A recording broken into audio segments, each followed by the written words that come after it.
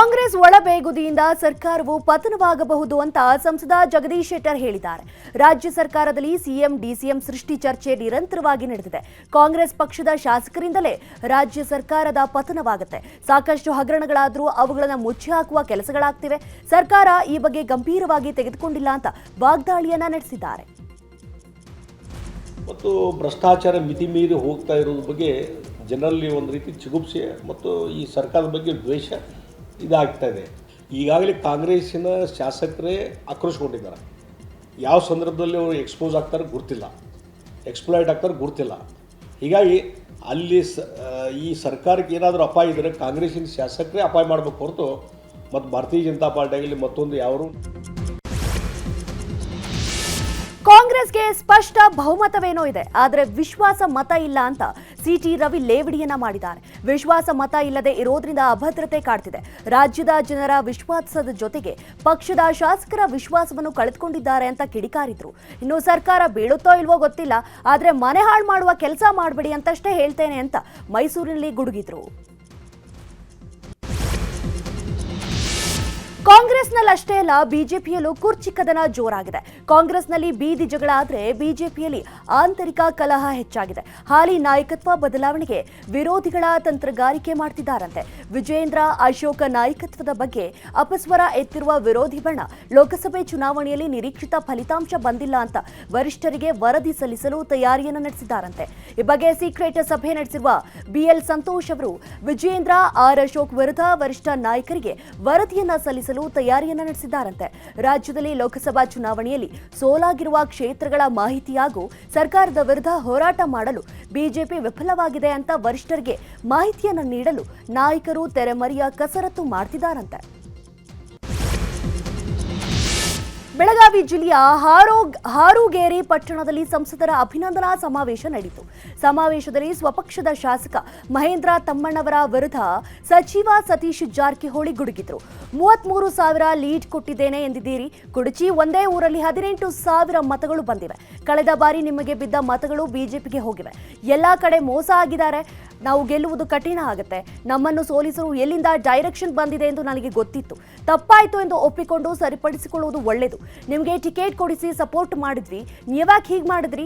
ಇನ್ನು ನೀವು ಸಣ್ಣವರಿದ್ದೀರಿ ಎಂದು ಆಕ್ರೋಶ ವ್ಯಕ್ತಪಡಿಸಿದ್ದಾರೆ.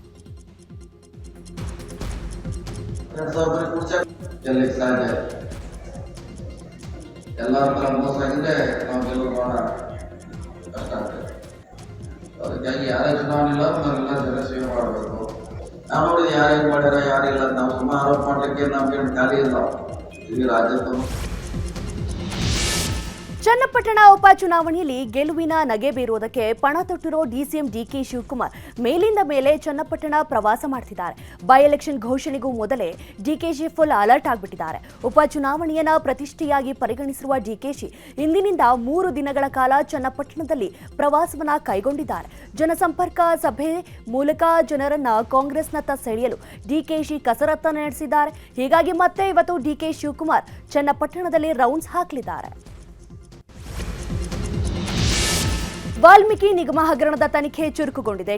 ಕೋಟಿ ಹಣ ಹವಾಲಾ ಮೂಲಕ ವರ್ಗಾವಣೆಯಾಗಿರುವ ಶಂಕೆ ವ್ಯಕ್ತವಾಗಿದೆ. ಹೋಟೆಲ್, ಚಿನ್ನಾಭರಣ ಮಳಿಗೆ ಮೂಲಕ ಹಣ ಟ್ರಾನ್ಸ್ಫರ್ ಮಾಡಿರುವ ಬಗ್ಗೆ ಮಾಹಿತಿ ಲಭ್ಯವಾಗಿದೆ. ಎಸ್ಐಟಿ ತನಿಖೆ ವೇಳೆ ಮಹತ್ವದ ಮಾಹಿತಿ ಬೆಳಕಿಗೆ ಬಂದಿದ್ದು ಇಡಿ ಅಧಿಕಾರಿಗಳು ತನಿಖೆಯನ್ನ ನಡೆಸಿದ್ದಾರೆ. ಕೆಲವು ಆರೋಪಿಗಳನ್ನ ವಿಚಾರಣೆ ಕೂಡ ಮಾಡ್ತಾ ಇದ್ದಾರಂತೆ. ಇನ್ನು ಈ ಎಲ್ಲಾ ವಿಚಾರದ ಬಗ್ಗೆ ಮಾತನಾಡಿರುವ ವಾಲ್ಮೀಕಿ ನಿಗಮದ ಅಧ್ಯಕ್ಷ ಬಸವನಗೌಡ ದದ್ದಲ್, ವಾಲ್ಮೀಕಿ ನಿಗಮದ ಹಗರಣದ ಬಗ್ಗೆ ತನಿಖೆ ನಡೆದಿದೆ. ಎಸ್ಐಟಿ, ಸಿಬಿಐ ಮತ್ತು ಇಡಿ 3 ಸಂಸ್ಥೆಗಳು ತನಿಖೆ ನಡೆಸುತ್ತಿವೆ. 3 ಸಂಸ್ಥೆಗಳಿಂದ ತನಿಖೆ ತೀವ್ರಗತಿಯಲ್ಲಿ ನಡೆಯುತ್ತಿದೆ. ಯಾರೇ ತಪ್ಪು ಮಾಡಿದ್ರು ಅವರು ಶಿಕ್ಷೆ ಅನುಭವಿಸಬೇಕು ಅಂತ ಹೇಳಿದರು. ರಾಮನಗರದ ಮಾಗಡಿಯಲ್ಲಿ ಹೆಲ್ಮೆಟ್ ಧರಿಸದೆ ವಾಹನ ಚಲಾಯಿಸುತ್ತಿದ್ದವರ ಮೇಲೆ ಫೈನ್ ಹಾಕ್ತಿದ್ದ ಪೊಲೀಸರ ಮೇಲೆ ಮಾಜಿ ಶಾಸಕ ಎ ಮಂಜು ವಾಗ್ದಾಳಿಯನ್ನು ನಡೆಸಿದ್ದಾರೆ. ಫೈನ್ ಹಾಕ್ತಿದ್ದ ಪೊಲೀಸರ ಬಳಿ ತೆರಳಿದ ಮಾಜಿ ಶಾಸಕ ಎ ಮಂಜು, ಯಾಕೆ ಲೋಕಲ್ನವರಿಗೆ ಫೈನ್ ಹಾಕ್ತಿದ್ದೀರಿ ಅಂತ ಪ್ರಶ್ನೆಯನ್ನ ಮಾಡಿದ್ದಾರೆ. ನಿಮ್ಮಿಷ್ಟ ಬಂದ ಹಾಗೆ ಫೈನ್ ಹಾಕಿದ್ರೆ ಹುಷಾರ್, ಸುಮ್ಮನೆ ಫೈನ್ ಹಾಕಿದ್ರೆ ಜನರನ್ನ ದಂಗೆ ಇಳಿಸ್ತೇನೆ. ರ್ಯಾಶ್ ಡ್ರೈವಿಂಗ್ ಮಾಡುವವರಿಗೆ ಮಾತ್ರ ಫೈನ್ ಹಾಕಿ, ಆದರೆ ರೈತರಿಗೆ ಫೈನ್ ಹಾಕಿದ್ರೆ ನಾನು ಸುಮ್ಮನಿರಲ್ಲ ಅಂತ ವಾಗ್ದಾಳಿಯನ್ನು ನಡೆಸಿದ್ದಾರೆ. ರೇಣುಕಾಸ್ವಾಮಿ ಕೊಲೆ ಕೇಸ್ನಲ್ಲಿ ಜೈಲಿನಲ್ಲಿರುವ ದರ್ಶನ್ ಕಂಬಿ ಹಿಂದೆ ಸೇರಿ 9 ದಿನಗಳಾಗಿವೆ. ಇಷ್ಟು ದಿನ ರಾಯಲ್ ಆಗಿದ್ದ ದರ್ಶನ್ಗೆ ಈಗ ರಾಗಿ ಮುದ್ದೇನೆ ಗಟ್ಟಿಯಾಗಿದೆ. ಮಾಡಿದ್ದೀನೋ ಮಹಾರಾಯ ಅನ್ನೋ ಹಾಗೆ ದರ್ಶನ್ ಜೀವನ ಜೈಲು ಪಾಲಾಗಿದೆ. ಜೈಲಾಧಿಕಾರಿಗಳು ಕೊಟ್ಟ ಜೈಲೂಟ ಮಾಡಿಕೊಂಡು ಸೆರೆವಾಸಕ್ಕೆ ನಿಧಾನವಾಗಿ ಅಡ್ಜಸ್ಟ್ ಆಗ್ತಿದ್ದಾರಂತೆ. ಯಾರೊಂದಿಗೂ ಮಾತನಾಡದೆ ಪುಸ್ತಕ ಓದುತ್ತಾ ಜೈಲಿನಲ್ಲಿ ದಿನ ದೂಡ್ತಿದ್ದಾರೆ. ಮೊನ್ನೆ ರಕ್ಷಿತಾ ದಂಪತಿ ಜೈಲಿಗೆ ಬಂದು ಹೋದ ಬಳಿಕ ಕೊಂಚ ಲವಲವಿಕೆಯಿಂದ ಇದ್ರಂತೆ.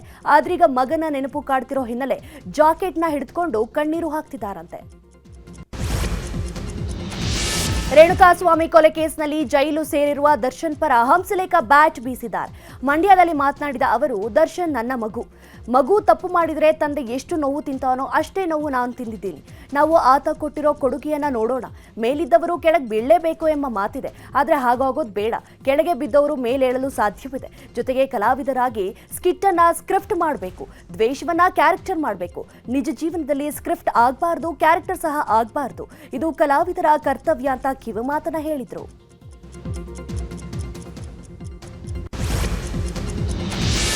ಹಾವೇರಿ ಬಳಿ ಸಂಭವಿಸಿದ ಭೀಕರ ರಸ್ತೆ ಅಪಘಾತದಲ್ಲಿ ಸಾವನ್ನಪ್ಪಿದ ಮೃತರ ಕುಟುಂಬಸ್ಥರ ಮನೆಗೆ ಕೇಂದ್ರ ಸಚಿವ ಕುಮಾರಸ್ವಾಮಿ ಭೇಟಿ ನೀಡಿದರು. ಭದ್ರಾವತಿ ತಾಲೂಕಿನ ಎಮ್ಮಿಹಟ್ಟಿ ಗ್ರಾಮಕ್ಕೆ ಹೋಗಿ ಮೃತರ ಕುಟುಂಬಸ್ಥರಿಗೆ ಸಾಂತ್ವನವನ್ನ ಹೇಳಿದರು. ಅಲ್ಲದೆ ಕುಟುಂಬಗಳಿಗೆ ಅಗತ್ಯ ನೆರವಿನ ಭರವಸೆ ಕೊಟ್ಟರು. ಇನ್ನು ಮಕ್ಕಳ ವಿದ್ಯಾಭ್ಯಾಸ ಹಾಗೂ ಉದ್ಯೋಗಕ್ಕೆ ನೆರವಾಗುವುದಾಗಿ ಹೇಳಿದರು. ನಂತರ ಮಾಜಿ ಮುಖ್ಯಮಂತ್ರಿ ಯಡಿಯೂರಪ್ಪ ನಿವಾಸಕ್ಕೆ ಭೇಟಿ ಕೊಟ್ಟರು. ಈ ವೇಳೆ ಬಿಎಸ್ವೈ ಪುತ್ರರಾದ ಬಿವೈ ವಿಜಯೇಂದ್ರ ಎಚ್ಡಿಕೆ ಅವರನ್ನ ಬರಮಾಡಿಕೊಂಡರು. ಬಳಿಕ ಯಡಿಯೂರಪ್ಪ ಕುಟುಂಬಸ್ಥರು ಕುಮಾರಸ್ವಾಮಿ ಅವರನ್ನ ಸನ್ಮಾನಿಸಿ ಗೌರವಿಸಿದರು. ಇಬ್ಬರು ನಾಯಕರು ಕೆಲಕಾಲ ಮಾತುಕತೆಯನ್ನ ನಡೆಸಿದ್ದಾರೆ. ಕನ್ನಡಿಗರ ಉದ್ಯೋಗಕ್ಕೆ ಆಗ್ರಹಿಸಿ ಇಂದು ರಾಜ್ಯಾದ್ಯಂತ ಕರ್ನಾಟಕ ರಕ್ಷಣಾ ವೇದಿಕೆ ಪ್ರತಿಭಟನೆ ಹಮ್ಮಿಕೊಂಡಿದೆ. ಕನ್ನಡಿಗರಿಗೆ ಖಾಸಗಿ ವಲಯದಲ್ಲಿ ಕಡ್ಡಾಯ ಉದ್ಯೋಗ ಮೀಸಲಾತಿ ಕಲ್ಪಿಸಲು ಆಗ್ರಹಿಸಿ ಕರವೇ ಅಧ್ಯಕ್ಷ ನಾರಾಯಣಗೌಡ ನೇತೃತ್ವದಲ್ಲಿ ಬೆಂಗಳೂರು ಸೇರಿ ಎಲ್ಲಾ ಜಿಲ್ಲಾ ಕೇಂದ್ರಗಳಲ್ಲಿ ಬೃಹತ್ ಹೋರಾಟಕ್ಕೆ ಕರೆ ನೀಡಲಾಗಿದೆ.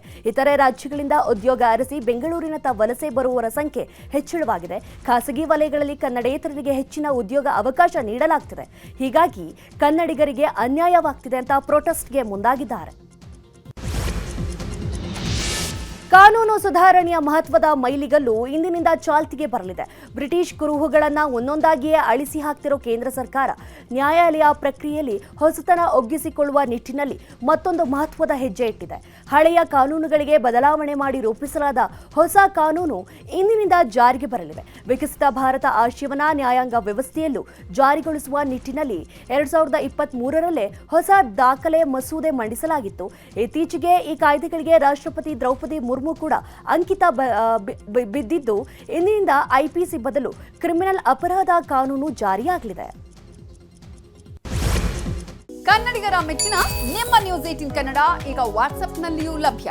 ಕರ್ನಾಟಕ ಮತ್ತು ದೇಶ ವಿದೇಶದ 360 ಡಿಗ್ರಿ ಸುದ್ದಿ ವಿವರವನ್ನ ನೀವು ನಿಮ್ಮ ಕೈ ಬೆರಳುಗಳಲ್ಲಿಯೇ ಪಡೆಯೋದಿಕ್ಕೆ ಈ QR ಕೋಡ್ ಅನ್ನ ಸ್ಕ್ಯಾನ್ ಮಾಡಿ. ನಮ್ಮ ಚಾನೆಲ್ ಅನ್ನ ಫಾಲೋ ಮಾಡಿ, ನೋಟಿಫಿಕೇಶನ್ ಆನ್ ಮಾಡಿ.